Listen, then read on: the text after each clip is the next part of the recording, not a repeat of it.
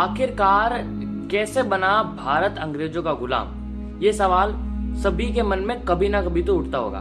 दोस्तों, हम सभी जानते हैं कि 15 अगस्त को भारत की आजादी का जश्न मनाते हैं, क्योंकि इस दिन हमें अंग्रेजों की गुलामी से आजादी मिली थी। लेकिन एक बहुत बड़ा सवाल उठता है जो हर भारतीय, पाकिस्तानी और बांग्लादेशी को जानना बहुत जरूरी होता है। आखिर हम उनके गुलाम कैसे बने? और सबसे पहले मैं आपको बता दूं और ये बात साफ कर दूं कि मैंने यहाँ पाकिस्तानी और बांग्लादेश का नाम क्यों लिया। तो बंटवारे से पहले यानी 1947 से हम एक ही थे और ये इतिहास हम सबसे जुड़ा है, तो ये जानना बेहद जरूरी है। तो वीडियो शुरू करने से पहले नीचे दिए गए लाल कलर के सब्सक्राइब बटन को दबा के ऑल का ऑप्शन सेलेक्ट करें।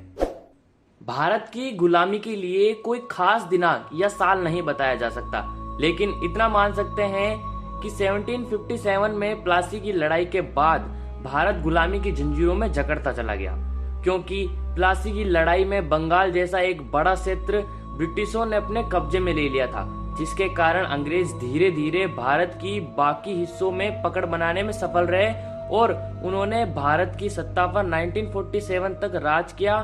आमतौर पर ऐसा कहा जाता है कि भारत लगभग 200 साल तक अंग्रेजों का गुलाम रहा। हम अपने इतिहास को थोड़ा और आगे से शुरू करते हैं। बात सन 1588 की है, जब लंदन के कुछ व्यापारियों ने मिलकर एक कंपनी की शुरुआत की, जिसका नाम ईस्ट इंडिया कंपनी रखा गया।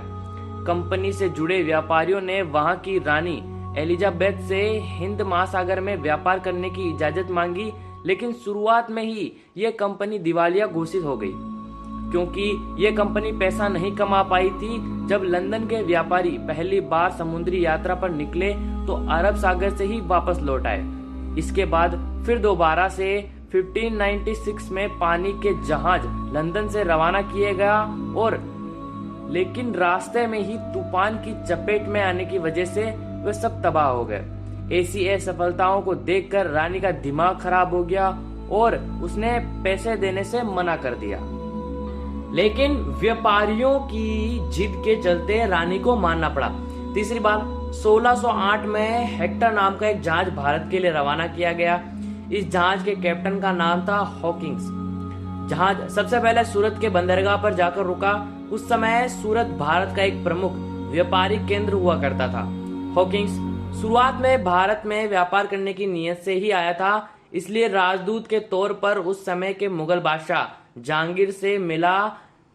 जहांगीर ने भारतीय परंपरा के अनुसार उसका विशेष स्वागत किया, साथ ही उसे पुरस्कार देकर सम्मानित किया। शायद उस वक्त जहांगीर को इस बात का अंदाजा न था कि जिस अंग्रेज कौम के नुमाइंदे को वे सम्मानित कर रहे हैं, एक दिन उसी कौम के वंशज भारत पर शासन करेंगे।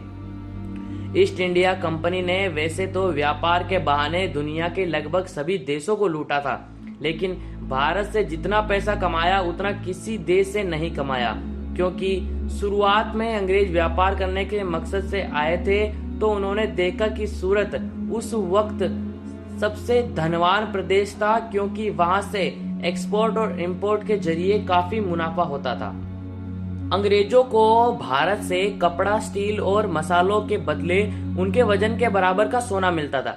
इसी कारण सूरत में उस समय हर घर में सोने के भंडार थे और इतना सोना था कि उसको सोना तोलकर रखना पड़ता था। अंग्रेजों के आने से पहले पुर्तगाली भारत आ चुके थे, साथ ही वह जहांगीर को प्रसन्न कर चुके थे। इसलिए हॉकिंस के सामने सबसे बड़ी चुनौती थी कि उन्हें रास्ते से कैसे हटाया जाए। इसके लिए उसने बादशाह जहांगीर को पुर्तगालियों के खिलाफ भड़काना शुरू कर दिया। शुरुआत में उसे बहुत समस्याएं हुई, लेकिन धीरे धीरे वह अपनी योजना में कामयाब हो गया।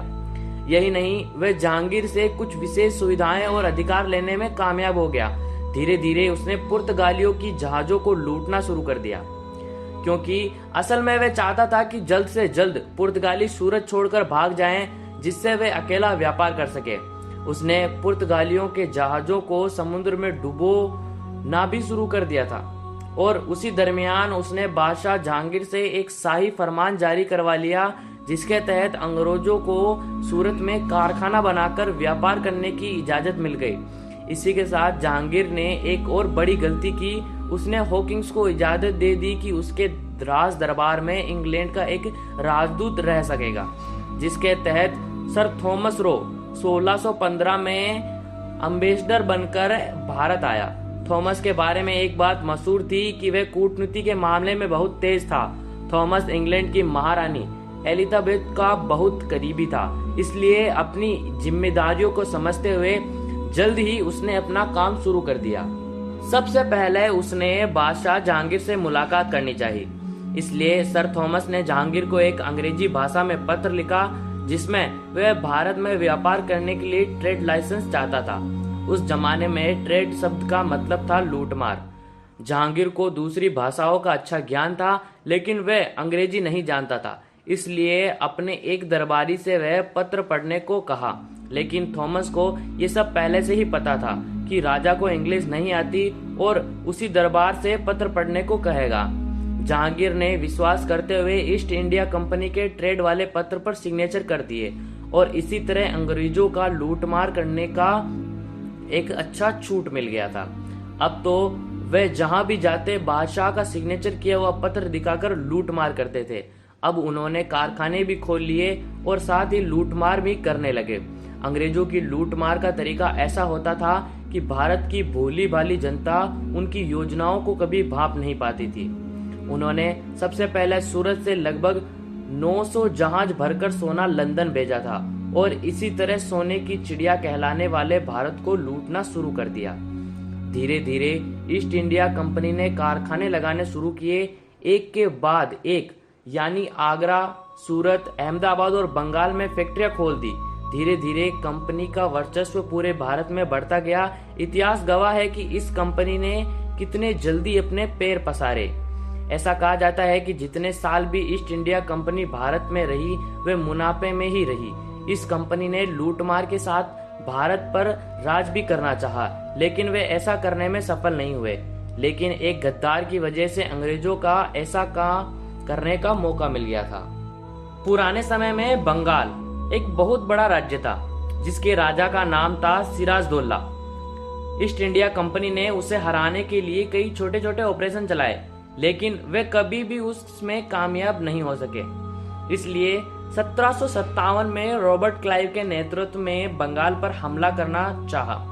उस समय रॉबर्ट के पास मात्र 350 सैनिक थे और सिराजदौल्ला के पास 18,000 सैनिक थे।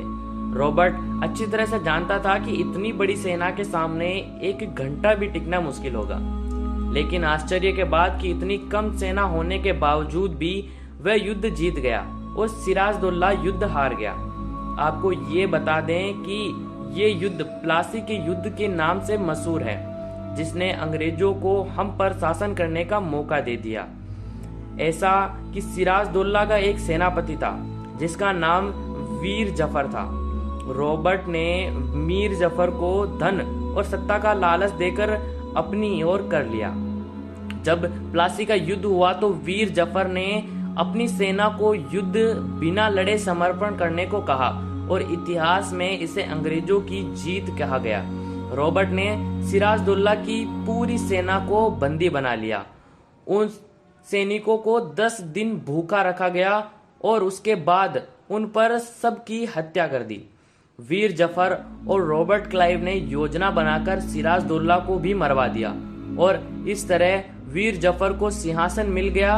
वीर जफर की गद्दी और उसकी गद्दारी की वजह से ईस्ट इंडिया कंपनी सत्ता में आ गई और हम अंग्रेजों के गुलाम बन गए। इससे आगे क्या हुआ ये तो आप सभी जानते हैं। आज हमारा देश ऐसे ही कई वीर जफर से भरा पड़ा है जो देश को अंदर से खोखला करते जा रहे हैं। दोस्तों, ऐसे गद्दारों के साथ हमें क्या करना चाहिए? हम फिर से किसी के गुलाम न बन जाए। तो आज के वीडियो के बारे में आपकी क्या राय है नीचे कमेंट बॉक्स में जरूर बताइएगा और आप हमें सजेस्ट कर सकते हैं कि हम अपना अगला वीडियो किस टॉपिक पे लेके आए। तो इस वीडियो को अपने दोस्तों के साथ भी